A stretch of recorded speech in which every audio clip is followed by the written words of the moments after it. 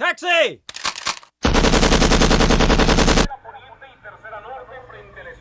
Get him now, before the police come.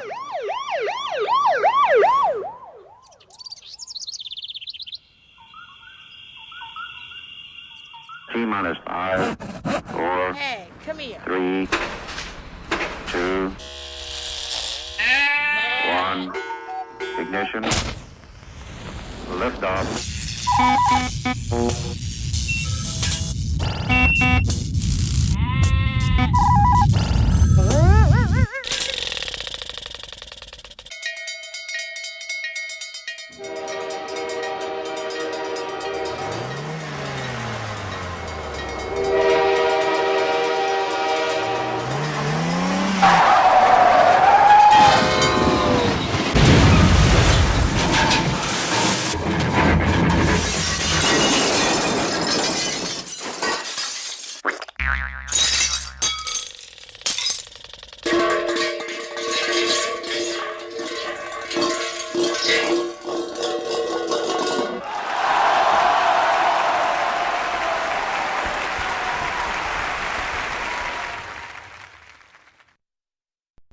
I'm Danny Bonaducci, and you are watching Govs Radio. This is where you go if you want to see something or if you want to hear something funny.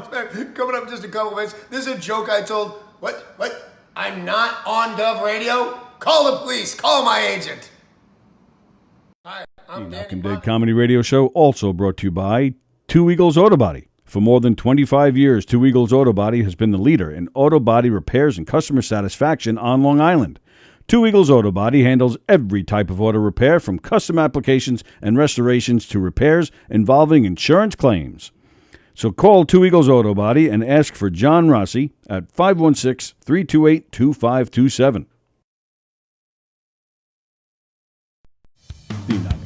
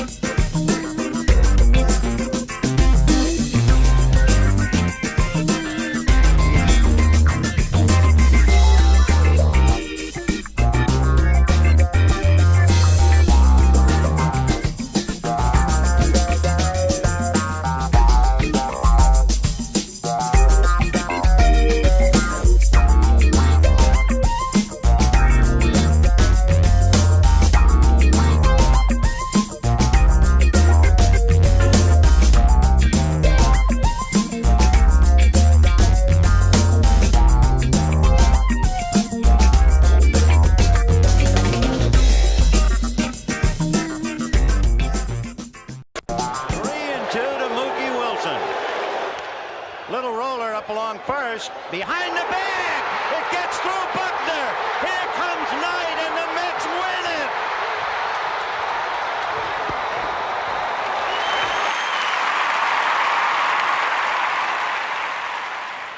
Hello, Tony. Mookie Wilson here, 1986 Mets. How you doing? Long time no see, man. Hey, man, I miss you guys, man, at Knockem Day Comedy Radio, man. I miss you. I wish I was still up there, man. But I'll wait till it warm up a little bit, and hopefully this year things will be a little bit better, man. But when we're talking about comedy, hey, the early years of Mets was a lot to laugh about. You had to make a lot of comedy off those guys. Hey, hope to see you guys during the summer, and hopefully get back on the show, man, at some point in time during the course of the year, all right? All right? Yeah, fine. Contact me, man. All right, Tony. Talk to you later. 3-2 to Mookie Wilson.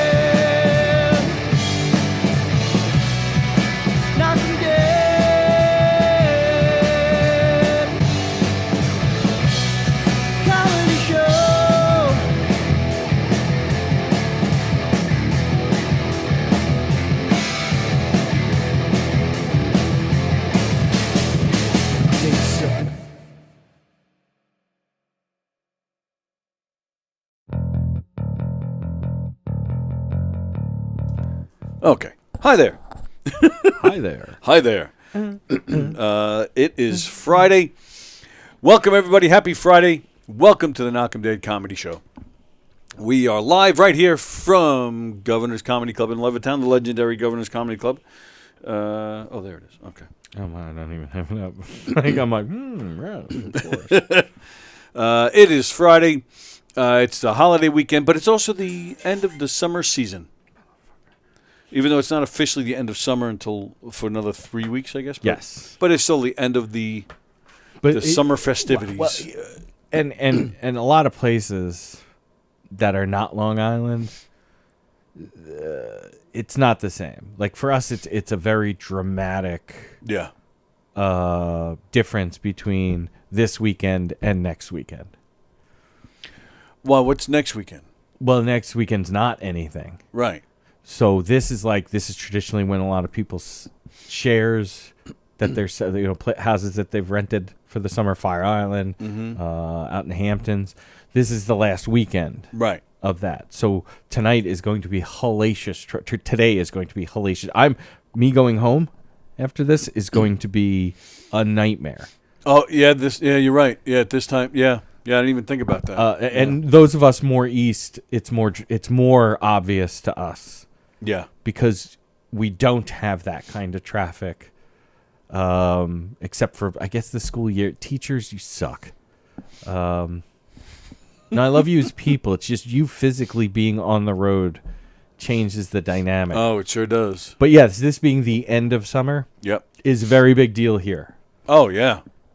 Well, because even though it's not the end of the summer, right? Yeah, but it's the end of all the festivities. Like you mentioned, the teachers are going. A lot of them back to work. Some of them are back to work already, but this is the last party weekend, right?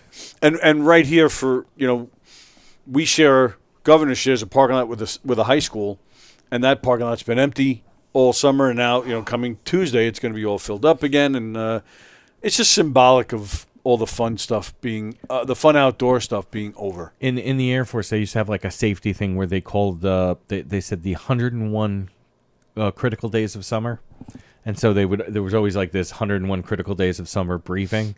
Oh wow! Right before Memorial Day, because they have all these statistics about car accidents, deaths, and everything, how it all gets jacked up because everybody's out trying to enjoy themselves as much as possible. Absolutely. Possibly too much. But, hanging out down at Jones Beach or going to check out a good ball game, like all that stuff. Just anything, just being outside, anything outside. Right, yeah. Right. So it's a little, so it's kind of sad. Vicky's watching. Carol Miner's watching. Hello, guys. Thanks for joining us today. And, son of a bitch. I forgot the shirt again. Carol's shirt. I forgot it again. You prick. Son of a bitch. It's going to have all the good smell off of it. Well, yeah, it's been sitting in that. Well, maybe not, because Tell me you didn't wash it before you sent it. Oh, yeah. Well, that'll be an even more bigger reason why we're fighting over it, because we want to smell it. Good morning, Bose. Bosey. Bosey, I haven't talked to Jeff. How was your birthday? How was your show? I haven't talked to him. You prick. This man deserves to know. Hope you had a good birthday, pal. Yeah. And Vicky, all the best. Vicky, are we allowed to talk about it? She's having surgery. Tuesday? I think it's, Tuesday, the 5th. Yeah, Tuesday. All positive vibes. Yep, absolutely. And our friend Gina, who I haven't seen on here lately, but she's having surgery on Tuesday as well. Geez, maybe I need to find some elective surgery that I can get in on Tuesday. Be surgery day. Yeah. Did you now this week? It's been a little bit of a sad week. Did you want to talk about that at all? Yeah, I mean, just briefly. I want to make sure perfectly clear that there are so many people that were so much closer. James was a very good person who, when I would go to like a mic or a show and I saw him, I felt at ease. Because I knew at least I had James. Anybody else who came along, that was fucking gravy. You know, sometimes it's like a couple of people have to show up for you to feel comfortable. Right. James by himself, immediate comfort. And it sucks, like, because you realize that I've been collecting conversations to have with him because he was so fun to talk to. Yeah. About like mental health, because he used to post a lot about that. Star Wars, because he's a massive Star Wars fan. And like, he was more of a Star Wars fan than me, for sure. I should make that clear. But like, just some of the things, the way that I looked at it, it was just awesome to have somebody to be able to have a sounding board on for. And I couldn't remember the third one. But I remember I was like, dude, I got to talk to James about that. And it's heartbreaking. And then for his family and his closer friends, I went through something similar to this when my best friend passed away in 2009. Also a car accident. Like it's that suddenness, the Right. that sort of thing. So and today is the who's and what's it? The wake for James Raniolo. It's in Massapequa Park. I believe Rex Heuerman will be saying some words over James's dead body. Well, I'm sure Which he's is done kind that of before. awkward. Like, I will say that I thought it was inappropriate that Rex Heuerman chimed in to say that just dump his body in Gilgo Beach. I thought that was inappropriate. So you're Well, on. maybe not, because it'll be easily found there. True. It will only be symbolic because they'll quickly have to. He's not a hooker, so that's why they couldn't do it. Well, maybe. I mean, he was a hooker, but he wasn't an internet hooker. Right. And it is a specific internet hooker dumping ground. So I hope this is what he would have wanted. Absolutely. I should Yes. make that completely clear.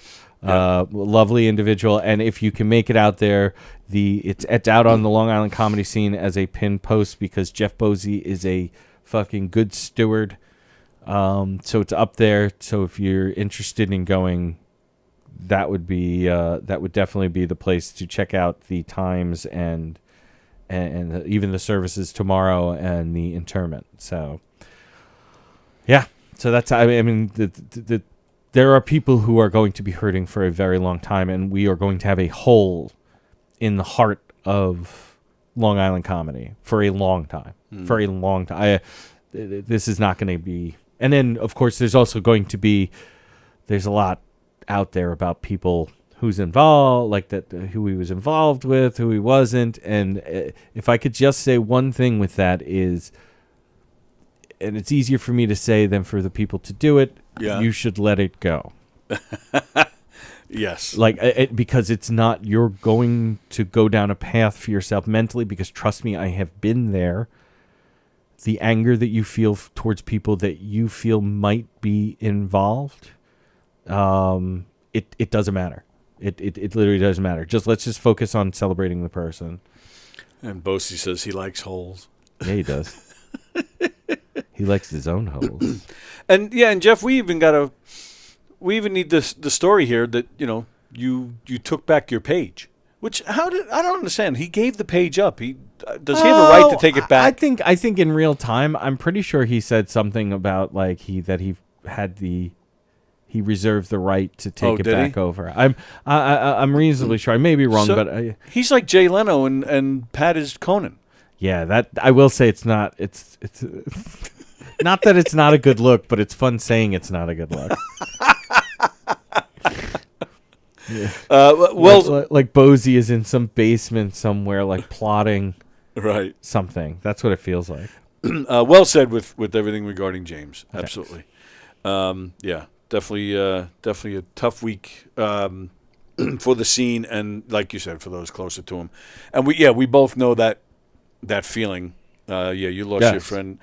I lost mine in 2013. No, 14. In fact, just a little over a week ago was the ninth anniversary, and it's weird. Like every year, his birthday is in April, and I try to focus on his birthday and celebrate his life. But every year on the anniversary of his death, I can't shake it. See, it ends up being this really fucked up thing because, and this isn't me trying to top or anything like that, is 2009.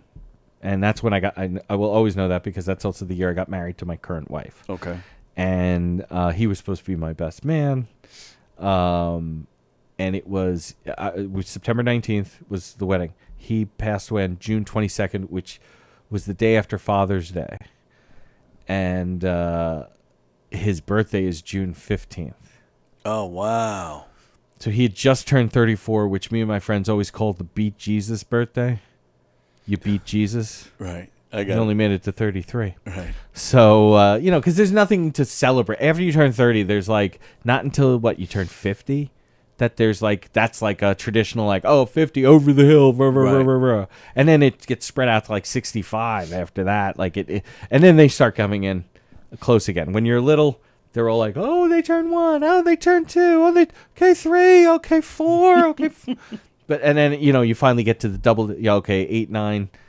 Is not that big of a deal, but 10 double digits. 13, now you're a teenager. Mm-hmm. 15 or 16, depending on, your culture. Right. 18 to vote. 21 to drink. 25 for your insurance to go down. Right. That was legit. I remember celebrating. The QC, the quarter century. 25. And then 30. And then after that, it's a fucking vast wasteland. Yeah. Which some morons do try to fill with, like, I'm turning 40. I've made it an entire month event. And, like, you see, like, I was a bartender for many years, and, like, you get those people, and they'd be, like, their friends would be them, and you're, oh, cool, and as they're going, I'm making it a whole month, and you could see the fucking friends around them just be like, right. And like, yeah, she is. It's fucking like you go to the bathroom and be like, so you guys seem really fucking happy about this whole month-long birthday for fucking Denise.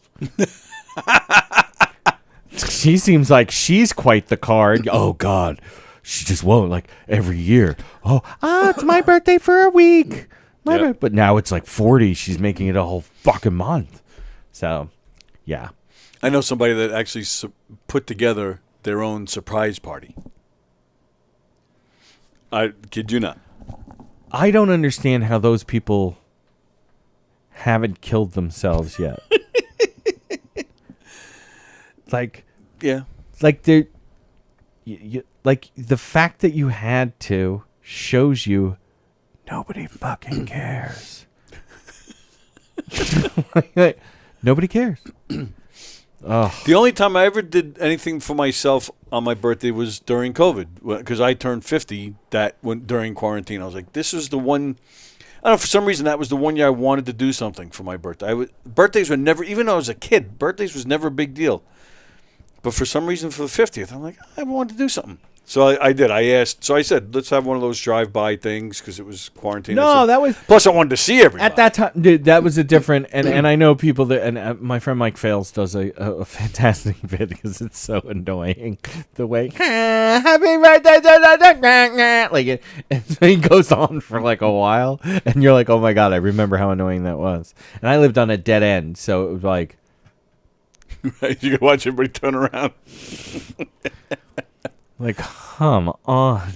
But it was a nice. I thought it was like one of those sort of like low key innovative things that like people did that was a good thing. It was annoying, but like a lot of times good things are annoying. Right. Yeah. So and you can appreciate and going back and remembering how much we missed each other, kind of. That thing. was it. That was exactly it for me. Even. Other birthday, like if there was somebody else getting one of those birthday drive-bys on the block, I would actually just go out there and watch. Yeah, because I just wanted to see people. Right. Yeah. No, and that's what I'm saying. Like it's as like kind of corny and obnoxious as it could be, but it was a good thing. And it was nice. It was because then you see who showed up, so that was nice too. Like, oh, that was really nice of this one to come by, or this one, like, oh, I didn't expect this one. So you felt the love. Right. So, Joey Petroni came, Scott Baker. I remember I couldn't. I can't remember why. Well, because you're like, see, that's No, my I point. know, I but wouldn't expect it because you're an hour No, out. I know, but I remember being like, oh, I think I could do that, and then we might have had another one in the opposite direction. Right, yeah. For like I think it was one of the girls' teachers' birthday. Right. And one of the moms put it together, and I'm like, No, yeah, you can't. wait, Right, I can't. You have to do I have that. to fucking do that. Like, hey, lady, I see on the computer screen now that Right. I'm doing your job, and I got to be honest. Yeah, I'm not liking I it. think I deserve a mug or something. Bosie, I wonder how many Long Island comedians broke it there. Smokey Robinson. I'm going to say broke it, out so-and-so. because he's talked to Ted. I wonder how many Long Island comedians broke out because it would hear that as at. Okay. There's Smokey Robinson records for one song. What's he talking about? Take a good look at my face. Oh. You'll see my smile looks out of place. I love that song. That is a great song. Tracks of My Tears. You're totally right. Chris Thomas, I love when people play in their own birthday. You can play the new one. What? I want to read this. Go ahead. I love when people play in their own birthday. You can play the new Want I Think More. See, I can do that. I can always deliver things Go ahead. straight up like that. Have at it. I don't know what the fuck that means. This is like last night. I was at a mic, and Mike Ellison and Donnie Roy. I was in the conversation, but Donnie Roy referenced Always Sunny in Philadelphia. Okay. And I've literally never seen an episode. Me neither. But it was like he was so comfortable with like doing a line from that to Yeah. make a point to Ellison. But to me, it was gibberish. It's just like those are all English words. Yeah. Like that doesn't make any sense to me.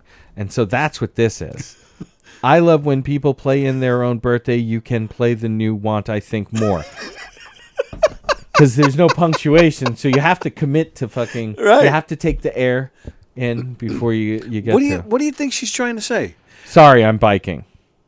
Oh, is that what she says? Humble brag. Oh, there she it did is. that on purpose. Oh, so she translated it for I'm us. biking. Okay. Well, let me tell you. Yesterday, she's going to kill me for saying this. So hot. Oh, well. Sorry, she's beautiful. Yeah. Beautiful. She's she's one of my absolute favorites. Plus the fact she's just so damn cool on top of it. Yes. Makes her even hotter. Yes. So she's going to kill me. But she's sitting there yesterday. So we did the show with, Brandon and Kurt and fun time, good people. So, but I had to talk to her after, and I think I even mentioned it during the show. She teaches, and I had it. Yeah, the iPhone. Take pictures with the iPhone. She knows all sorts of little tricks and shortcuts to do certain things. And I've been trying for actually probably like a year or maybe even more at this point to get her to do a special needs version for the PAL. I thought you were going to say something along the lines of Take the nudes. best settings to walk around the mall and do upskirts and down blouse. Oh, that's a good Pictures. idea too. She should incorporate that into her class. So I wanted her to do a special needs version, and we were going to hire her to come do it.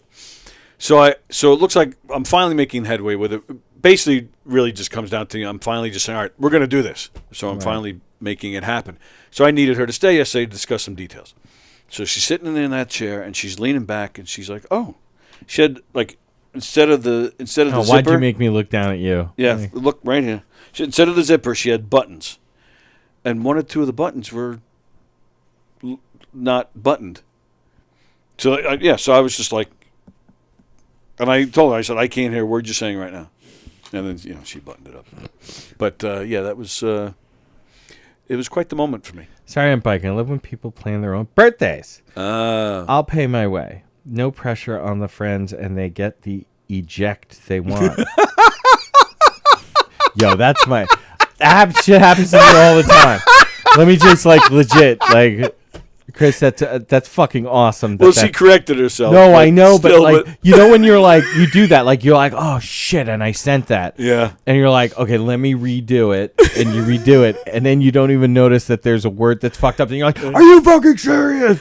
But that's the perfect. She should take a class on how to use talk to text right on the iPhone. But that's the perfect word to mess up there. Yes, no, absolutely. I definitely get the eject I want, especially when I saw the buttons loose. But Oh, Chris, that was hilarious. Bosie, I was Tracks leaning- of My Tears is a way more emotional song than Tears of a Clown. Dun, dun, Oh. dun, dun, dun, dun, dun. Tracks of My Tears is way more. Yeah. My smile seems out of place. Like, I get it, clown, comedian, or whatever, but I think. But Tears of a Clown is a sad song too. It just says happy. It's got music. upbeat music. Like what's that other one that Pearl Jam covered?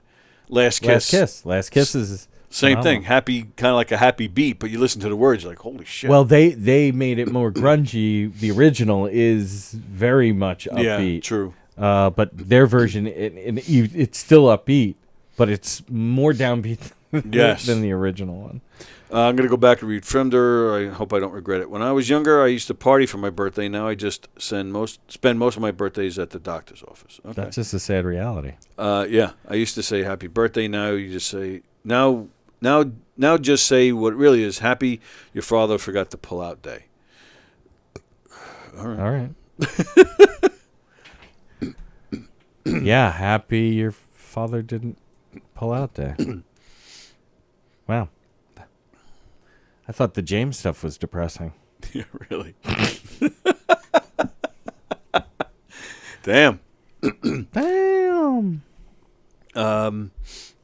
Yeah. So it's the last weekend for the summer. So so you're hoping to get out to the city. We have tickets to see The Tempest at Shakespeare. It's Shakespeare in the Park, Delacorte Theater in Central Park. We have a friend who's performing in it, and we like to go. If I can get there.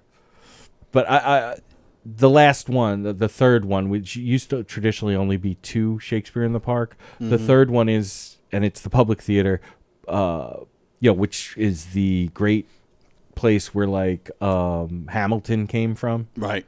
Like they workshopped Hamilton.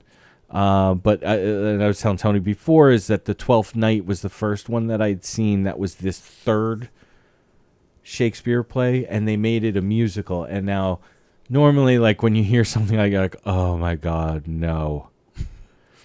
But it was amazing. That's literally the best piece of theater I've ever seen was 12th Night. And I was hoping that I'm hoping The Tempest is up to the same thing. And the woman who plays the lead in The Tempest is from Hamilton.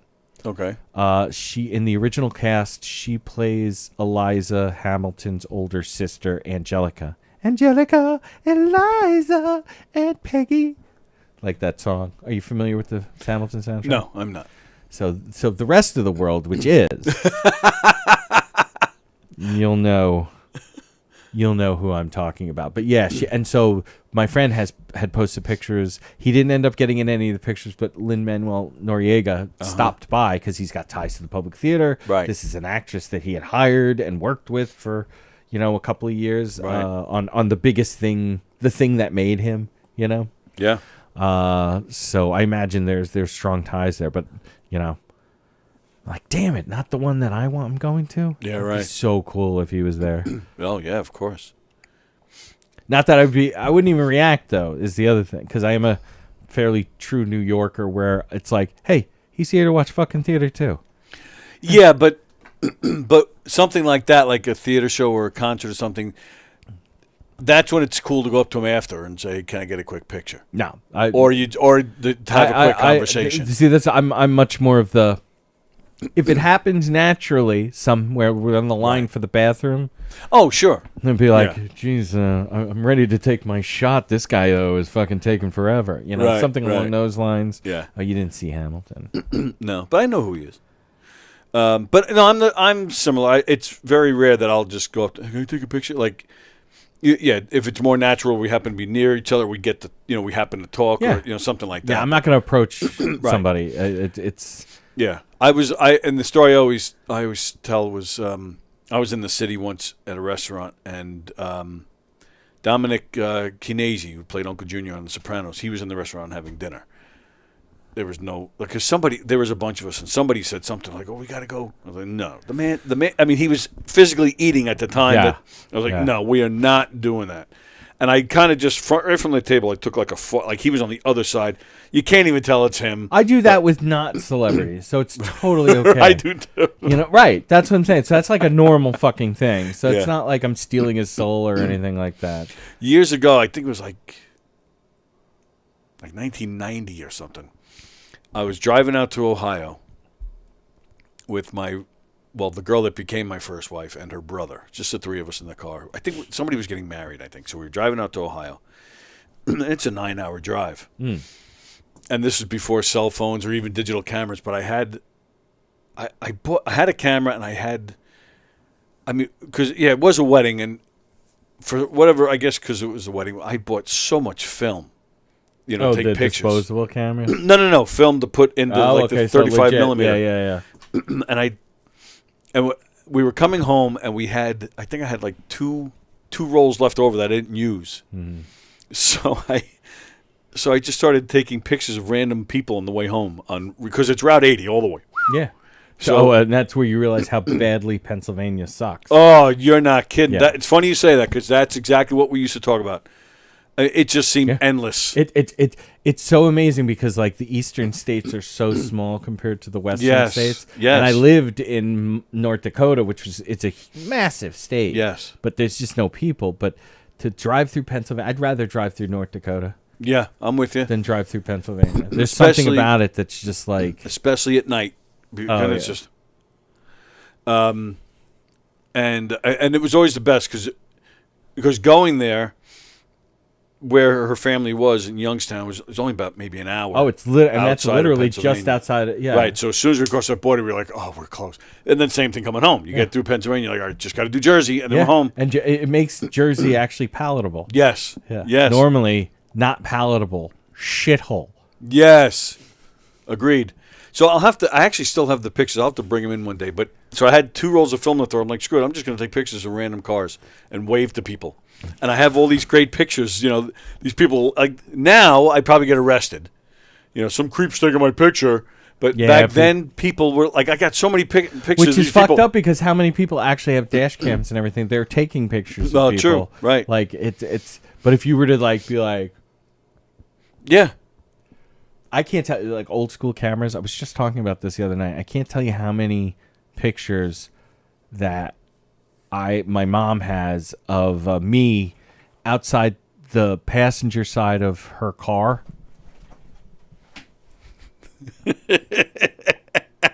Like that, and my brother is in the passenger seat because there were 2 pictures left on the roll. Right.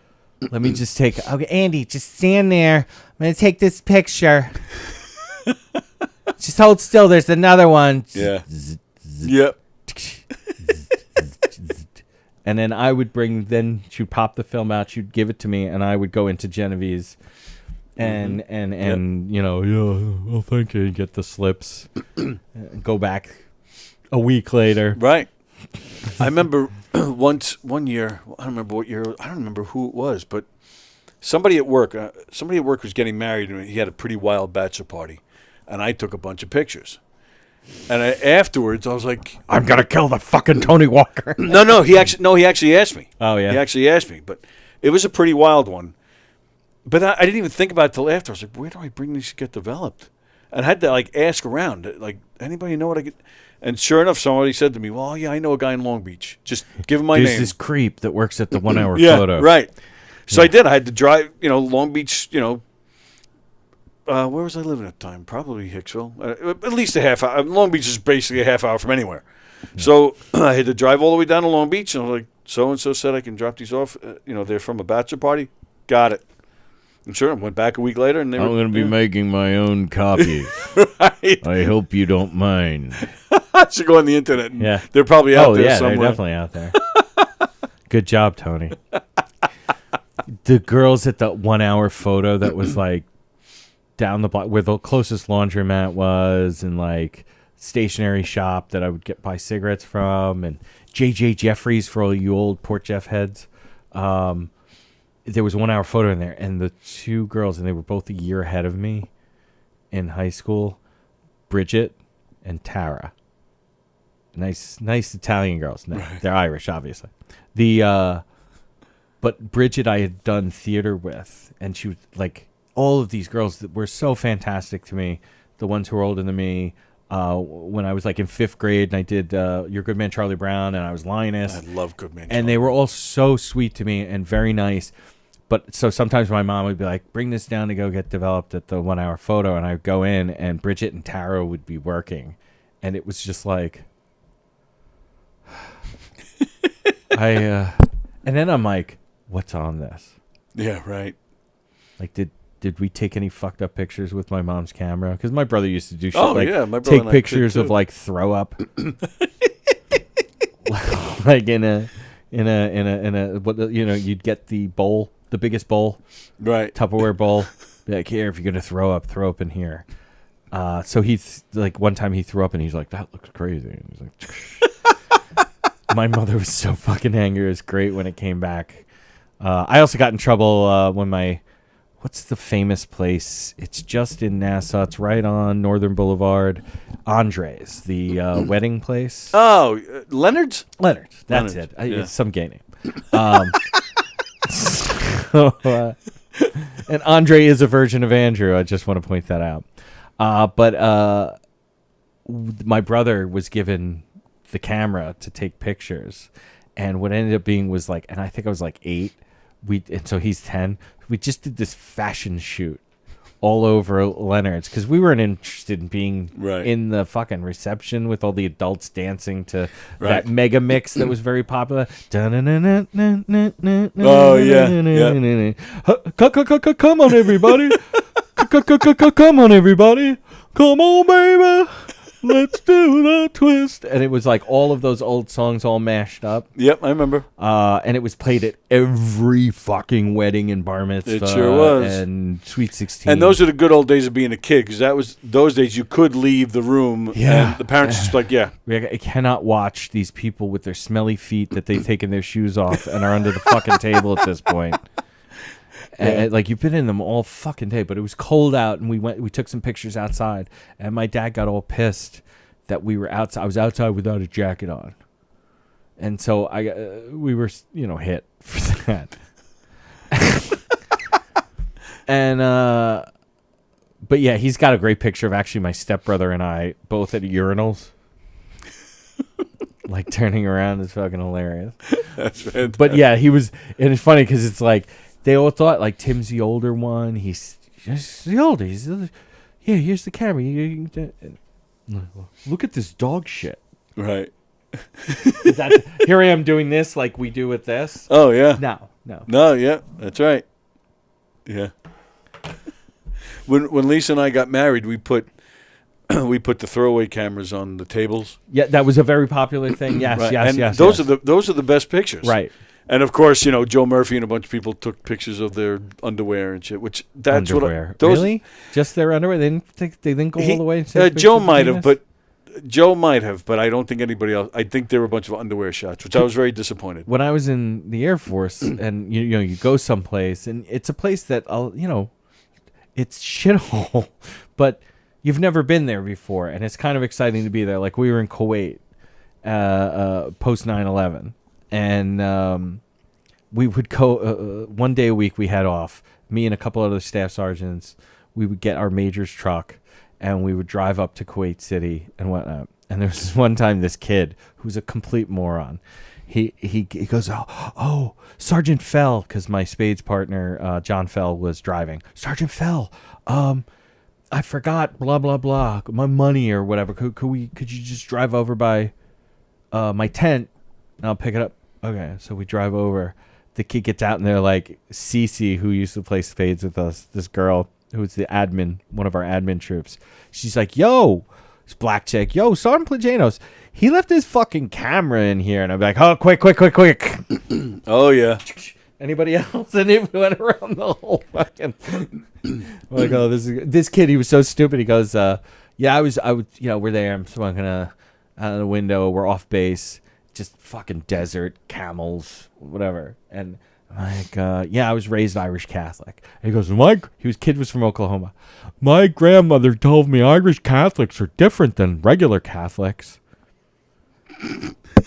Like, they believe weird stuff. Like, and, Yes. and I'm like, yes, we do. and it's so funny because he's like, he describes the Trinity, and I'm like, no, actually, that's a core belief of the fucking Catholic faith. Like, Right. like how could you be this stupid to fucking think this? But anyway, that was that kid, and so I hope he has a picture of my penis somewhere. Well, I do that at White Post Farms every year because, speaking of which, coming up in 3 weeks. Nice. Oh, I mean, oof. it's tiring. I enjoy it, but it's No, tiring. it's obviously fulfilling and a good time. Yes. I know this from years now of you doing it, and it I mean, I'm not driving to fucking White Post Farm from East Setauket because we're a stone's throw from out east. Where, Oh, yeah. Like, kind of, it's a lot more open. Right. Traffic, parking. Of course. Like, Of course. we have. I used to work at Harb's, the orchard where they do the apple picking. Right. I went to school with a woman who married into the family. A very good friend of mine. We were in the same program at Stony Brook. Right. So yeah. But every now and then I go.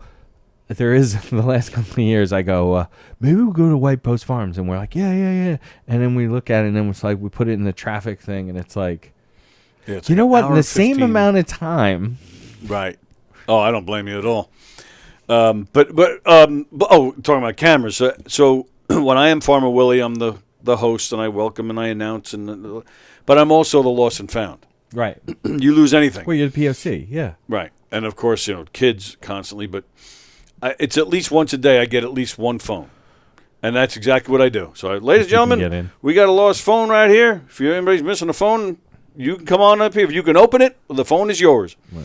But until that person shows up, we're going to take some pictures. And it works every time. People laugh their ass off. I just walk up to anybody that's around, take a bunch of selfies, and it works every time. That's one of my – I love when people lose a phone because then I can – because the whole day is crowd work, so I'm constantly just looking for something in between the announcements and stuff. I'm that'll looking for eat some something time. to do. Right. Fucking A.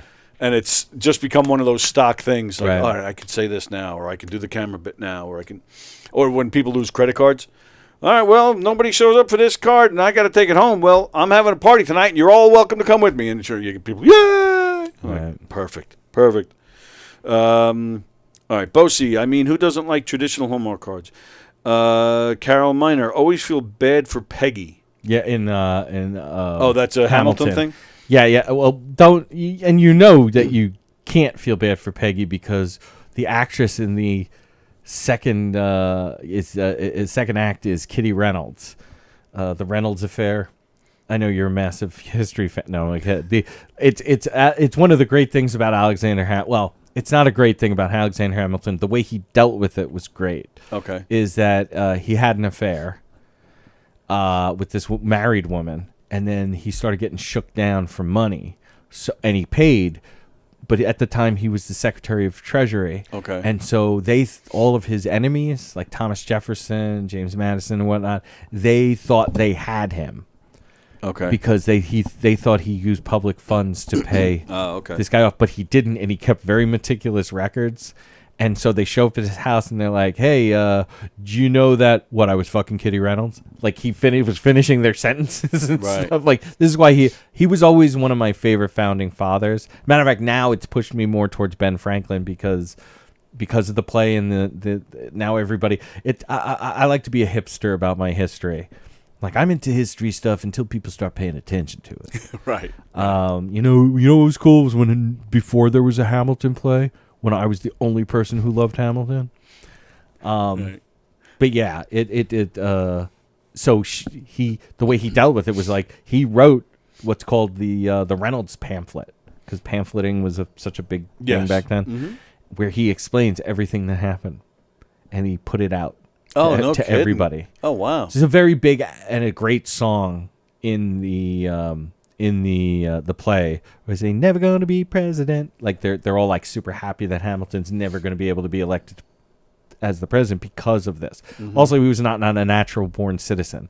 That's one of the things that got thrown into the Constitution expressly for Hamilton and a couple of others. Oh wow! That were born in the Caribbean. And so but he was president, wasn't he? No, Hamilton.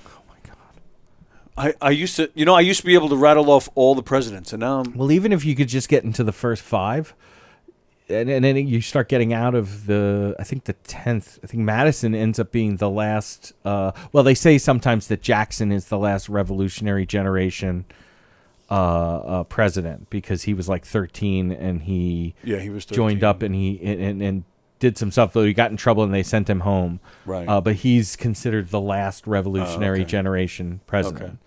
But yeah, no, Hamilton was Secretary of Treasury.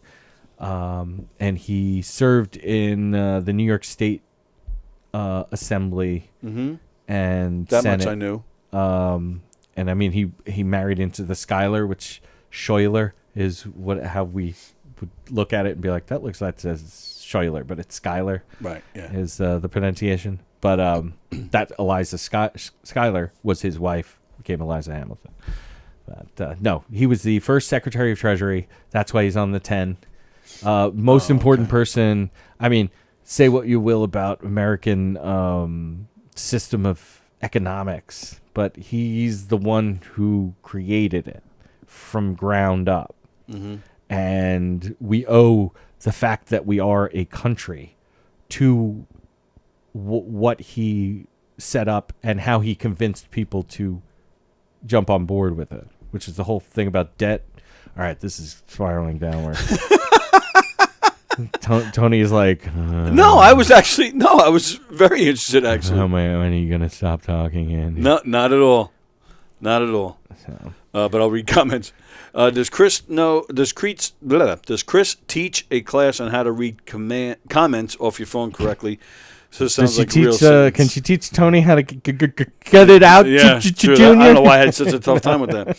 Bosie, I felt so bad. I was watching everybody post pictures with James, and I don't have one solitary picture with him. I think I have pictures with him, but they're so deep in my phone. And I was like, you know what? This isn't... Jeff, I felt the same way, but there was a certain point where I felt like, well, this isn't about me. I'm just going to write a very short thing that, in tribute to him. It doesn't. I don't have to have it. Some of the people, hey, listen, they were super close. Like Jeff, I would imagine would have been closer to him because it's a whole Nassau thing. But I like it. People feel it's important to do that, and I'm not posting a picture just of him that you got from somebody else's. That's like kind of weird. Like I kept seeing that, so I was like, all right. And people, so many people ways. had the same picture of him at the glass. And I like listen. That like people deal with things the way they deal with things. My thing is to not do that because I feel so disassociated by doing that. I just want to write what I know, what I like. It doesn't have to because now That's you're just right. It's become where everything has to have a picture attached. Right. Where it doesn't have to be that way. It really doesn't. Like I have my memory, and that's all that I care about. So to make it back. That's one of the benefits of doing this show. Because usually, and I did that in James's case, where I just went back to when he was on the show, and I took a nice that was still brilliant. shot. And I loved the video. Thank you the video. for that. That was a very absolutely. nice. That was. And I love that it was for Brandon because Brandon's another one that was very close with James. Right. And it's so funny because like Brandon's such a great guy. Steve Perillo, Brandon, Jeff Bosie, James Raniolo, like.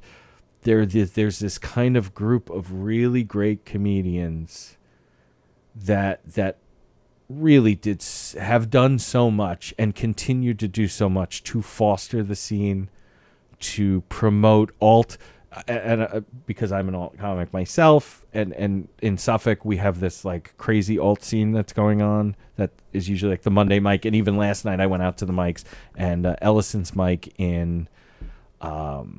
At Scotty's Pub in West Sayville, that's a great alt comedy place. Like they have all done so much that it made sense that it was Brandon's birthday that you had gotten James to come in. It was a nice connection. It made sense. It's not a forced thing, which I think sometimes we all like. Oh, I don't want to. make it seem like I'm trying to be like, oh, I know James better than everybody, Right. because I do, because I know I don't. Oh, right. And I loved him. Will continue to love him. I will mourn him and continue to mourn him. But I don't want anybody to think at any point that, Right. like, oh, Sometimes I want to just say something about somebody, and then the people, which is a nice thing. I'm not knocking, but all the Right. comments, I'm so sorry for your loss. Like, everybody I goes didn't through want their that. own thing. This is how I go through Right. mine. This wasn't my. Right. It's a loss, but it's not. This wasn't for me. I wasn't looking for sympathy. Right. I just wanted to say something nice about this person. Don't, but My heart breaks for his family, Right. and for the people who he was tight with, because Right. I think we all go through experiences like that, and oh yeah, that's what creates the social awkwardness when you all do get together, which Pat Dunn did such a fantastic job of, like, kind of organizing all of us that last Friday, meeting up at a bar in Wantagh. Boss Croakers. That's it. It was very nice. Great bar. That's yeah. actually, as somebody, because anytime I'm in a bar or restaurant, I'm looking at everything that's going on, because I've worked in so many bars and restaurants that legit, that's one of the best bars I've ever been in. Oh wow. Run. Their staff was phenomenal, Oh, especially cool. for getting. Here's the funny end of this. We're outside smoking, and there's these people leaving, and there was like 2 women and a man, and they come out, and the one woman turns to the other woman as they're walking away and goes, "Why were all those women crying in the ladies' room?" Jeez. Think about it. These people have no clue what the fuck happened. Right. You have all of these fucking homeless-looking people coming in and crying and Homeless-looking hugging people. and hugging each other. Like, all these schools. Like, is there going to be a school shooting soon? Right. Like, there's so many of them here. Because I got to see Chris, and that's such a sad thing. Like, again, it happens with families of only getting together for weddings and funerals. With communities, I think it's much more just funerals. But it was so nice to see so many. I don't get to see Chris Capel, who I love his act so much. We don't know each other great, but I really like seeing him, and we had a great conversation. And Jack Adam, John Sell, like, just people I don't get to see nearly as often as I want to. I'm going to totally switch gears on you Please do. because you just mentioned Chris Capel. So good. You have a good relationship with him, and he's funny. Yes, I think he is doing a thing, like, with his comedy, which I'm not familiar with it. It's not the norm. It's not what everybody else is. He's a fucking artist. Like, Really? I love he does these, like, very word, like, misdirection Okay. things that they can. It starts out, you're watching him, and the first time I ever watched him, I'm like, oh, Jesus Christ. Like, this guy's doing all these fucking dad type jokes. But he does them so well. It's like it and inverts some of them, and just the callbacks that he does. It's just so smart. And I can see how a regular crowd might not get it, but I love what he does. Okay. So, Because I think I mentioned it here recently. I don't know if I did or not, but I recently had a plumbing issue at my house, yes. and Apparently there was a water penis in your ceiling. Oh, that's right. Yeah, the water penis. Yes. So I went on. I couldn't think of a plumber off the top of my head, and any job in your house, you want to get somebody that you can trust. So I went on a Hicksville Mama's page. Anybody know a good plumber? So the first name that was mentioned, I was like, all right, screw it. I just called this guy immediately. Right. The guy came over. As soon as he came over, we were both like, Are we getting to? Is this Chris Capel? it was his brother. Oh, okay. But it turns out I've known his brother. His brother's girlfriend is a girl who went to school with my brother. Okay. And I kind of knew her a little bit as kids, but really hardly at all. But as adults, she's been to several of my murder mysteries. And she's been to my brother's musical gigs, but she always brings this boyfriend. And when she first started bringing him around, he had this long, like, wavy hair, and it's kind of like blonde and red, and he had a little patch here. And he just reminded me of Sammy Hagar. So whenever I saw him, I was like, oh, Sammy Hagar's here. And, I could see how Chris could look like Sammy Hagar. Yeah, so then this guy shows up at my house, but his hair was shorter, so I didn't recognize him at first. So we're both kind of looking at each other. Right. And I tell him what the problem is, and he's got to go upstairs, look at the upstairs bathroom. He goes about halfway up, and all of a sudden he just stops. He turns back, and he goes, comedy. I go, is that why you look familiar to me? And he goes, I'm Brenda's boyfriend. And I go, Sammy Hagar! And I see your brother's shows.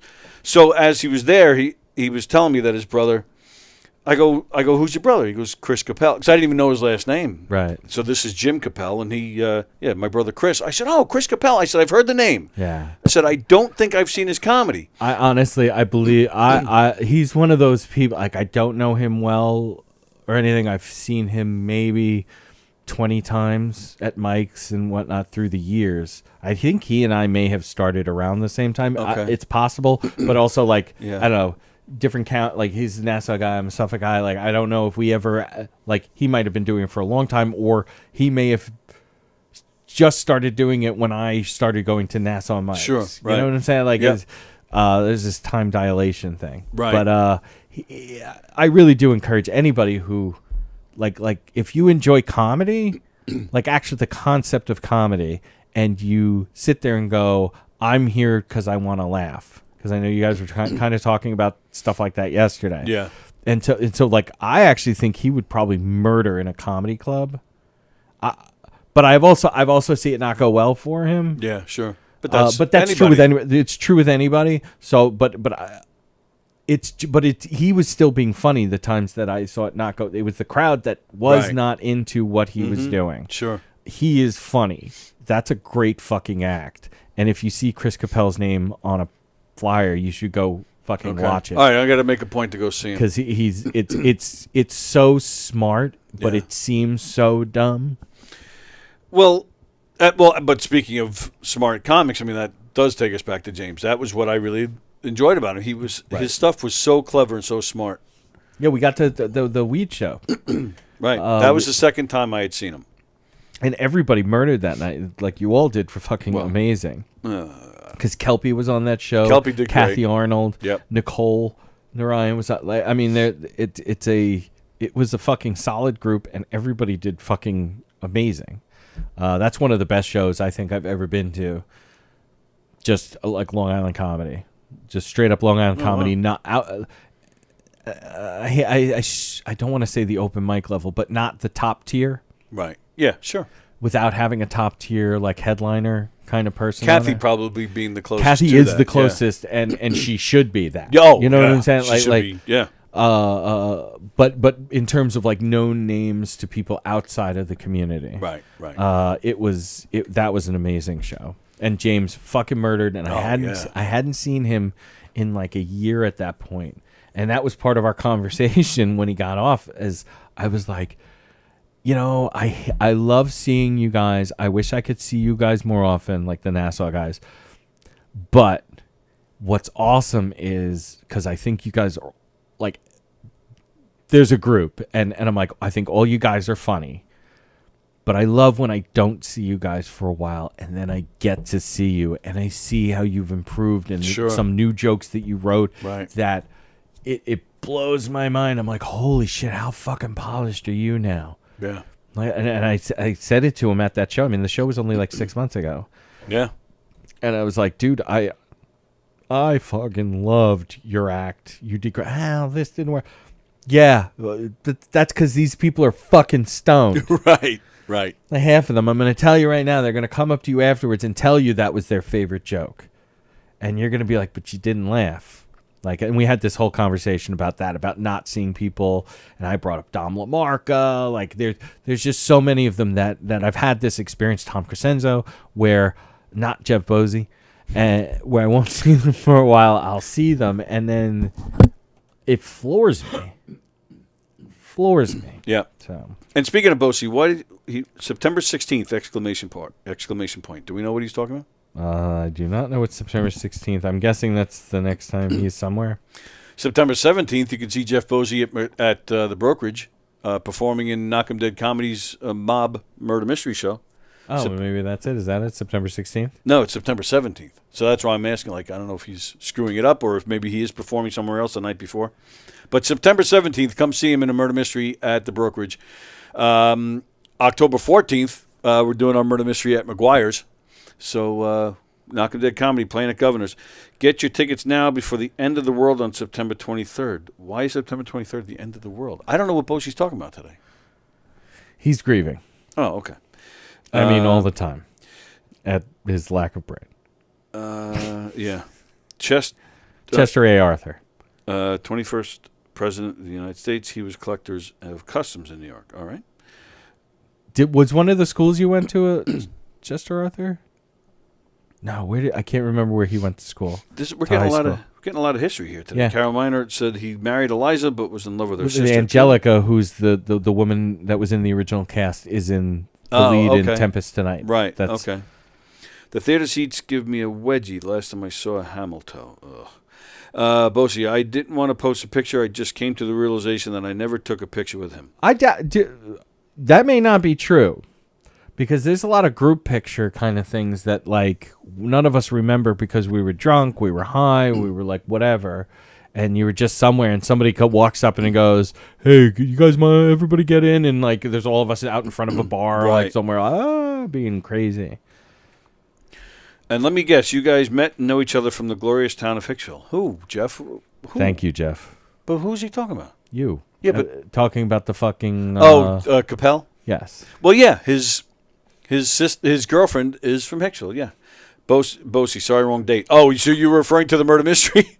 September 17th, Sunday night, September 17th. I was rooting for that being a show you were on, you fucking moron. No, yeah.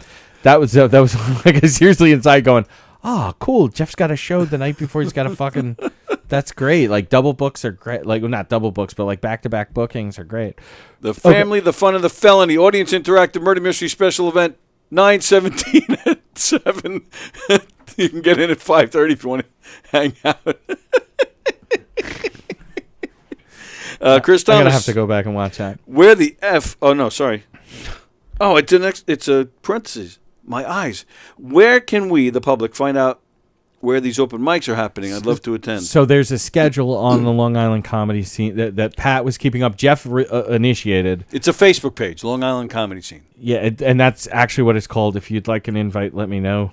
I would absolutely. I could if you can't access it. I mean, Bosie runs it, so you'll come up as hey, this person wants to join it, and I guarantee you, Bosie will make you have sex for getting into the thing. No, probably. But there's one here tonight in the Giggle Room.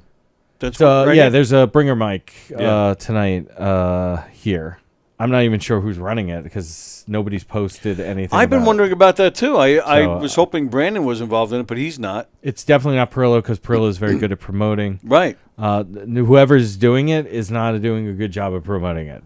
Like you've done more promotion than whoever is running it. The only reason I know about it is because it's on Gov's website. It's not. I don't see it anywhere on social media. And I don't want to rip into somebody. It might be somebody new who doesn't understand that, like, and maybe it's because I know they sometimes do a booked bringer open mic. Because the brokerage, it used to be that way, and I think even McGuire's used to be that way when they would happen to be on those. Yeah. And that's not judgment. I'm just stating facts of what, because I do believe in the bringer model. Because why are they going to? This is a business, right?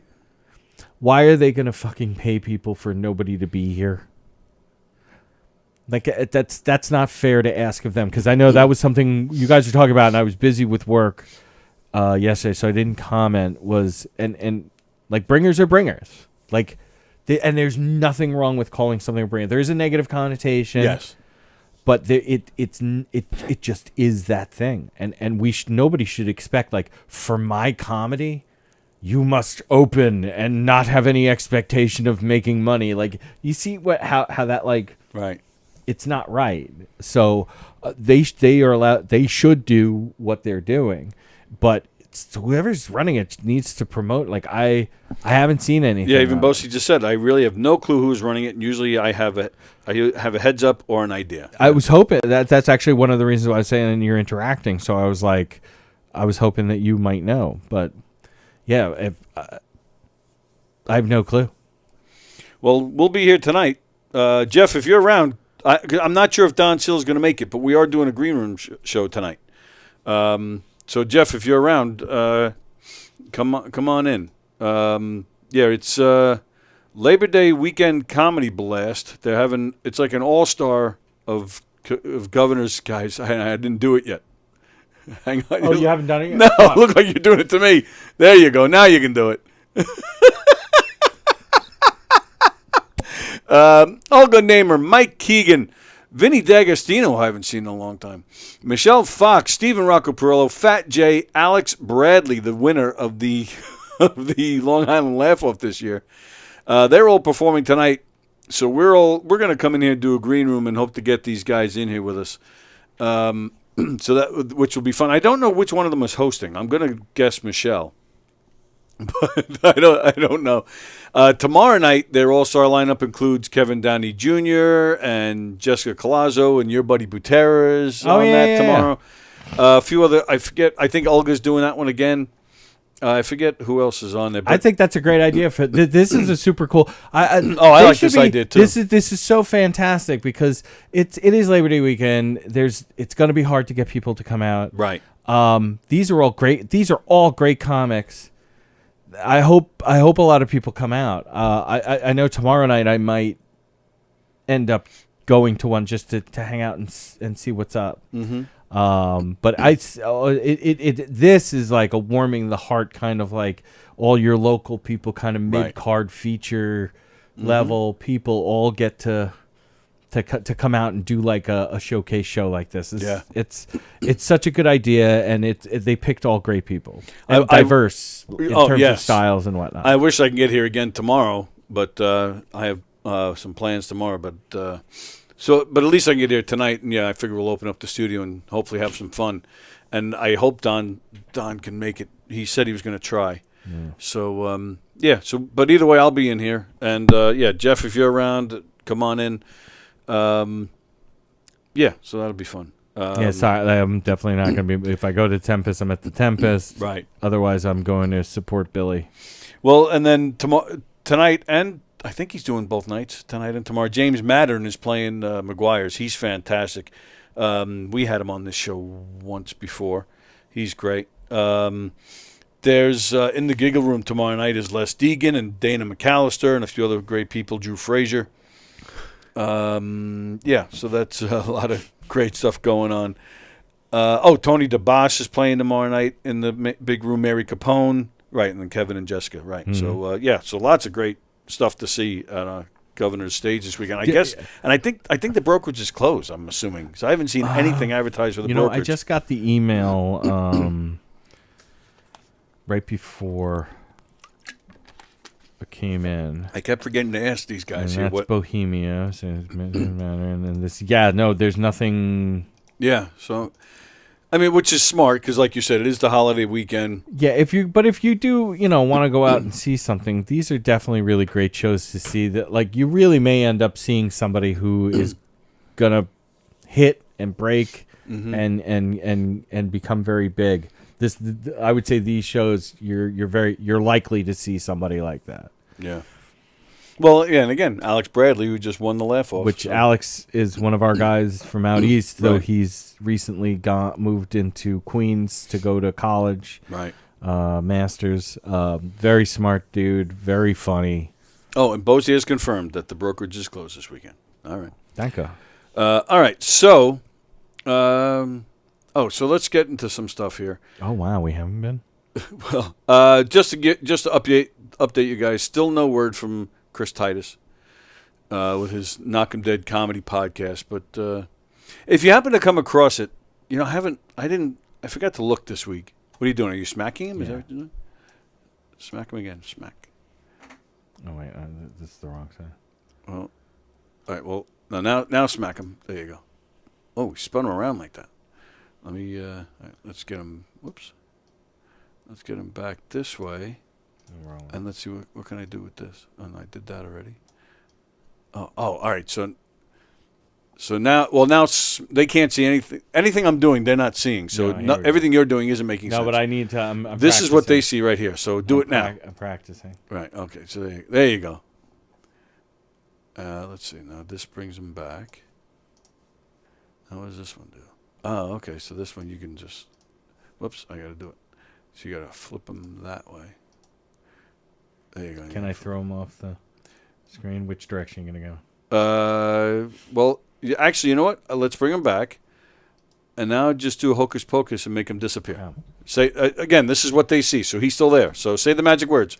Abracadabra. Gone. So, so that was for us, you guys. Absolutely, that was fun for us. So, the big story today on the news. Did you hear about this guy who had the bull in his car? I think it was Nevada. I'm not sure if I have the right state. Although, you know what? I could probably flyover country. But you know what? I can probably advance that.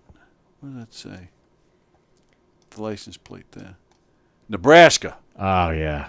Nebraska. Makes sense. Definitely makes sense. So here you go. This guy, he's got what looks to be a manhole cover, a manhole guardrail attached to his car, so he can. I love how that's not a manhole guard. That's a gate. That's like a stockade gate. Oh yeah, you're right. But it kind of looks like no, but it's you're you're a New Yorker. Yes. Like this is that's what you would. Yes, that's what you would say. That's hilarious.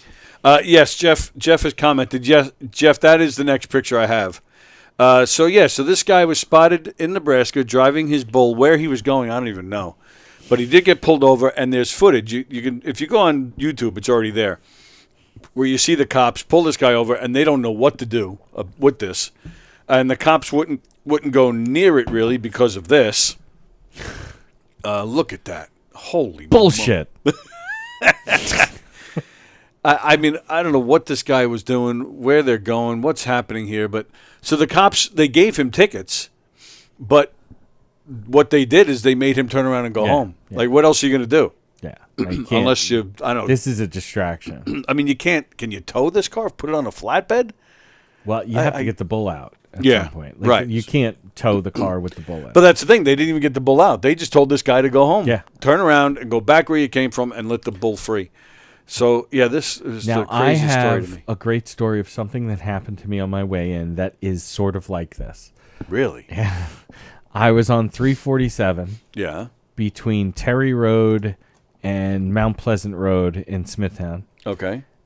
And I'm driving along, and all of a sudden the right lane kind of weird, and we see like flashing lights ahead in the right lane. So everybody starts getting over. Yeah.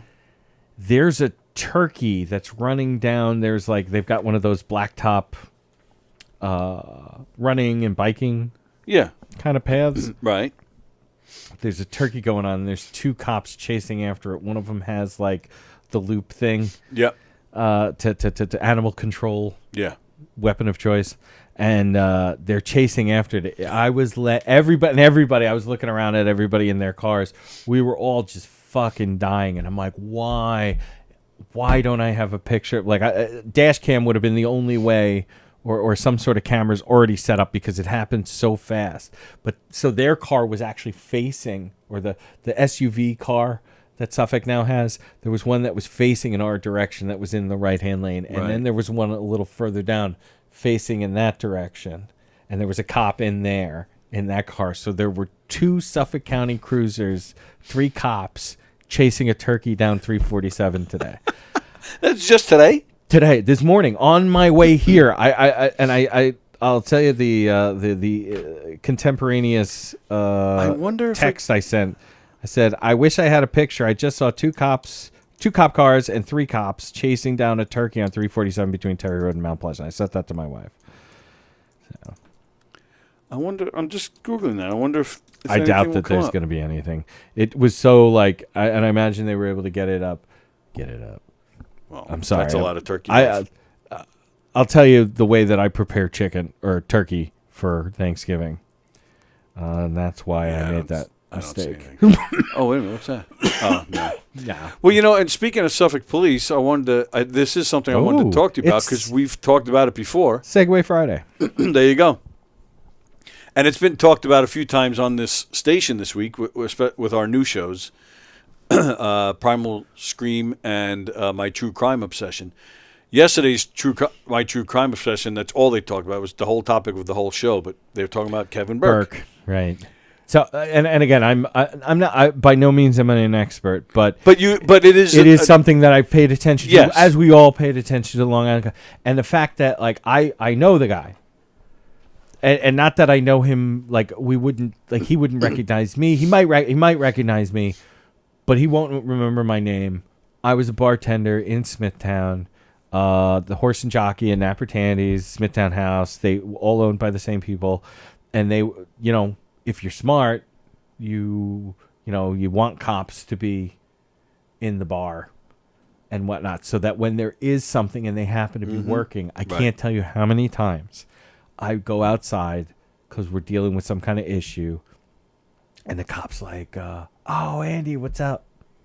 And that is what you want. Oh yeah. It's like, "Hey man, what's up?" Like, well, so what happened? And you give them the, "Oh, all right, man." And I always tried to give a very even. Be like, listen, I understand why this guy did this, but we told him he couldn't, and so if we could, all right, cool, and just to make that interaction quicker and nicer, it's a good thing. So we used to have like the Suffolk County Police Department's pipe and drum band used to do their annual fundraiser. I think they even still do at Nappers, but because the owners also owned the Horse and Jockey, which is now the Chop House. They used to come in there and warm up. So we'd be serving all these guys in their like silly hats and skirts, and we got to know a lot of them and whatever. But he was the police chief. He was out of the 4th precinct. He is from St. James. Right. Because I know I wrote that and I'm like, I know Tony's going to be like, oh, he said St. James because you ended the show before you look at, and I'm like, I know Tony because that's what happens is if somebody comments something right at the end and he doesn't get to it, he says it to all of us or whoever's in here. And we're like, oh, okay, yeah. Oh, shit. I wish I could have fucking guessed. But he's from St. James. And what happened was his car was parked in his own driveway. And I think it was a POV.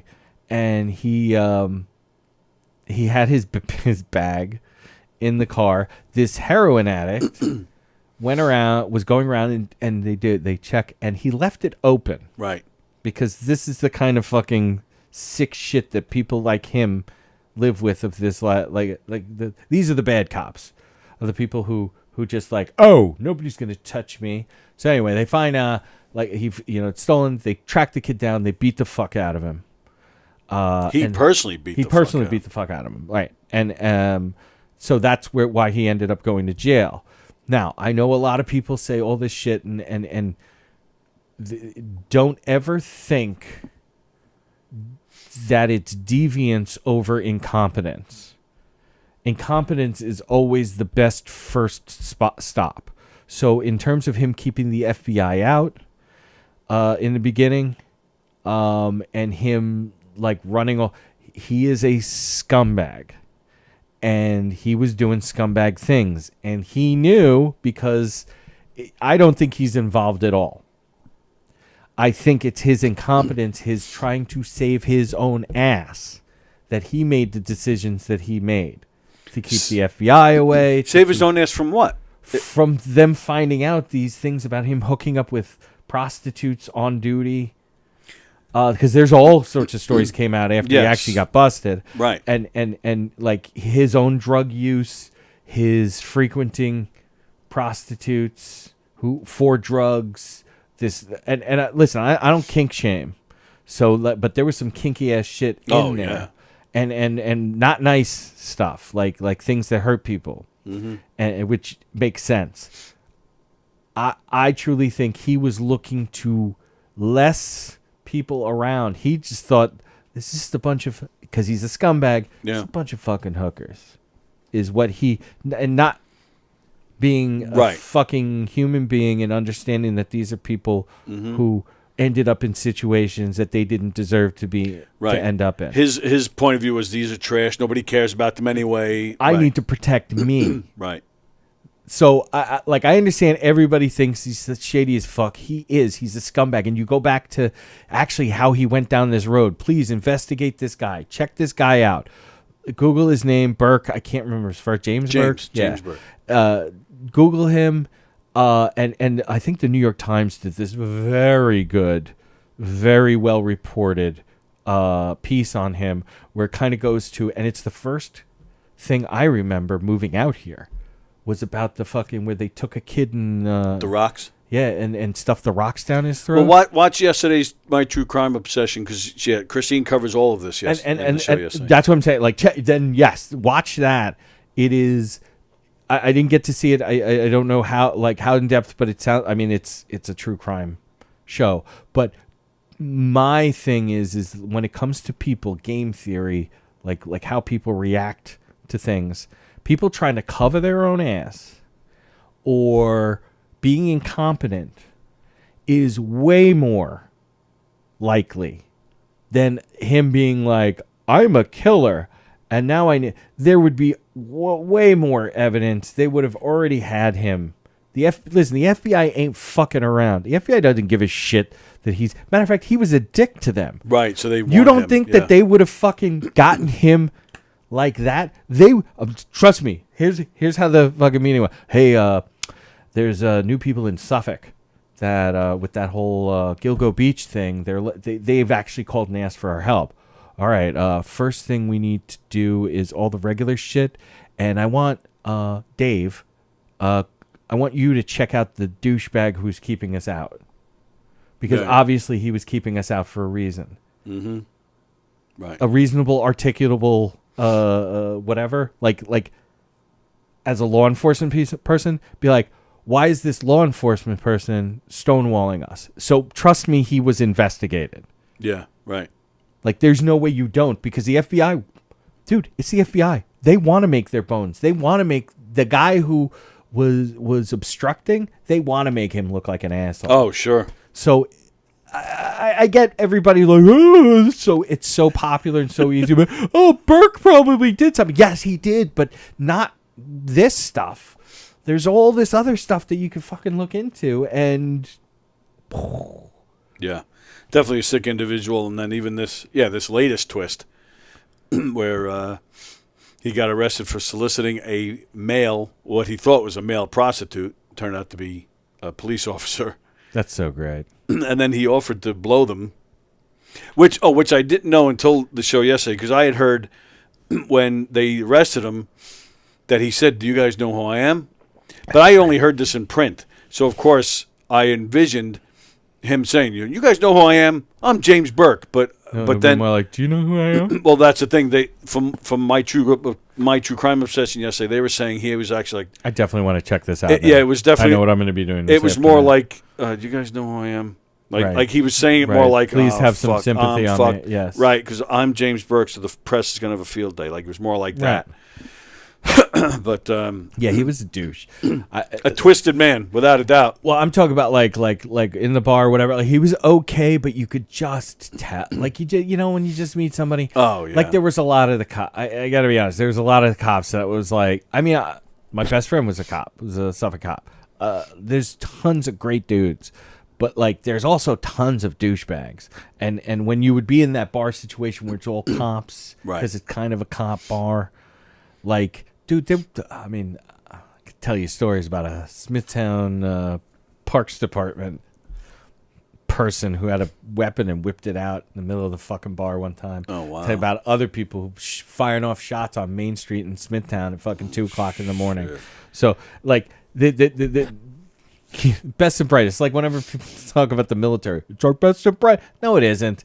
It's all the people who just they're desperate. These are our most desperate people. Nobody. When I was in, 50 guys sitting in there.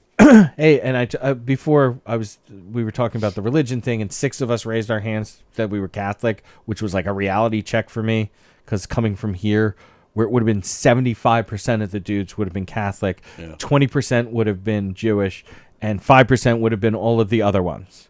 You know, there would have been like 3 guys who were like other things. But they would ask like, hey, why did you, like T.I. was like, all right, bro, why did you guys join? Raise your hand if you joined for the regular paycheck. Everybody. Raise your hand if you joined to for the schooling, for the school opportunities. Half the guys. Raise your hand if you joined because you want to see the world. Me and like 2 other dudes, right? Raise your hand if the reason you joined, or a main reason you joined, was to serve your country. Nobody raised their hand. Legit. This is 1994. Legit. Nobody raised their hand. Had nothing to know. And listen, 9/11 happened, and that definitely would have shifted that. But I'm telling you, by now, it's back to, listen, I need a job. I need to get the fuck out of Enid, Oklahoma. Fuck this place. Mm-hmm. And it's all about economic reasons. They're economic reasons. That's why there's such a disproportionately high amount of minorities in the fucking military, because they don't see another way. Yeah. Mm-hmm. This is the best. And listen, that my family, I've had somebody in every major conflict since World War I in the U.S. And who knows, if I pushed a little further, there might be somebody who's one of the Irish was in the Civil War. But right. Most of the shit picks up after the Civil War on the Irish side of my family, and all the other ones were 20th century immigrants. So, and every generation we had people who joined, and it had nothing to do with serving the country. Right. Listen, I love my country. I am proud of my service. Sure. But that did not influence. And that's why when somebody goes, I almost joined, but then my mom convinced me not to. And I go, you know what? I wish your mom was better at convincing your dad to not pull out. Or two pull out. 2 pull out. I don't know. It was on the fly, people. They're not all going to be fucking polished at this point in time. And you're absolutely right. I mean, there's good and bad people and everything. It's a shame that the bad cops get so much attention to make all cops look bad. No, but listen, and I'm not listen. This is a touchy subject, but just think of yourself in your own job. Right. Well, that's exactly where I was going with this. Because 50%, like, it's not just like 10% suck. Because there's the saying like, what stops a bad cop's a good cop. That's not true. Right. If anything, it is the rotten apple does spoil, because they intimidate. There's a great documentary about that guy in Brooklyn who was like the biggest drug dealer. It's on Netflix. I cannot remember, but he was a Long Island guy. He was a Long Island guy who worked in Brooklyn, and it's all the guys who stood by and pretended not to see. They're not that they're just as bad, but they are also bad. Like I'm sorry, God. Like, I like some of these people, but sorry, you didn't say. Like, if you don't say something, right, you're not as bad as the person, but you're allowing this to happen. Mm-hmm. Right. So a few bad cops, yes, a few bad cops ruin all of the other cops is what happens. Right. And kind of in relation to that, kind of stretch of a segue, but on Monday, we are going to be in here Monday. We're just going to be on for an hour, but it's Labor Day. So what I'm doing, I'm bringing in an old friend of mine. His name is Sab, S-A-B. His full name Italian. Sabato is his first name, but Sab Capone is his last name. He was when he was the union rep that I reported to when I was a union rep. He was cool. like my boss, but great guy. He's got a crazy COVID experience that he's going to share as well. But we're going to talk labor a little bit, but we are going to talk about, and we joke about it. In fact, Bosie, who's not a union-friendly guy, we jokingly go back and forth about it. And because it's the same thing. You get a few bad apples that make union guys look bad, and we experience that firsthand. You want to protect everybody, make sure they're getting, what they deserve. But there were certain people were that like, make it real difficult. right. And we They would make sit. it We would sit in a meeting and we're like, okay, you got him. You got me. Like we can't do anything with this. And we've talked about this in terms of union. I believe that unions should go more the route of like old-timey trade unions where they self-policed. Right. And there is some of that. There but is some of that, it's but harder. not nearly enough of it. And Yes. because that's what ends up happening is the perception is that there's this group of people protecting an asshole. Right. And you are. It just Yeah. because organizationally Because you you're are trying to forced self-police. Right. Yes. But it, unfortunately doesn't work. But you don't have as much there's not as much teeth in these things. Right. Like Yes. I know like a lot of like the IBEW and unions like that, they do, but you know what they end up doing? They end up Dave, you're fucking mopping the hall this week. You know, they hide them. The rubber room that used to be with the teachers in the city. Like Right. we don't help ourselves. Well, it goes a little bit further than that. Well, at least at CWA it did. That's where I come from. Where it was, all right, look, you got a problem. We called the place out. You're spending the next few weeks out there. Right. Like, so it was a little bit more than just go mop and get out of sight for a while. No. Like, There's of course going to be grades of it, and I'm reducto ad absurdum. Like I'm going to the most absurd yeah, okay. example of it, but that's just it. Is people think that it's all of that, but there are shades of it. Oh, yes. And that's what I mean by Yes. like good cops, bad cops, good union member, bad union member. It's a rainbow, and people get away with shit for the longest time, and Right. so like. You know, I've seen a lot of stuff, and especially like hear with you. my bartending days, I bet. particularly when it comes to the police. Because that's where the craziest shit goes down. It's insane. And then there's firemen, the crazy shit that happened with firemen too, and we love firemen. Yeah, right. But, dude, think of yourself at work. Right. Think of all the people you know at work. Yep. You're going to get the same thing, but some sort of analogous behavior. Right. On the other side. All right, let's read some comments, Yes. and then we're getting out of here. Kelpie's watching. Kelpie. Yay! And I love that she called us her dudes. Oh, shit. I'm not Yeah, at that one. she wrote, good afternoon, my dudes. I fucking What's up, love my Kelpie? No, Kelpie's Kelpie's the best, yes. Awesome. Kelpie, what are you doing next Friday? Come sit with us next Friday. Why Yeah, not? it'll be the first week of school. Well, you know what? She goes to school. That's right. She She's has in started school right now, so I don't want to speak for you, but we will understand if you can't. If you're free, come on in. Yes. All right. So Carol says finally saw the Hulu special on this guy. Right. Not living on Long Island. I didn't know all the players, but wow, what a dirtbag! I haven't seen that. I have to watch that.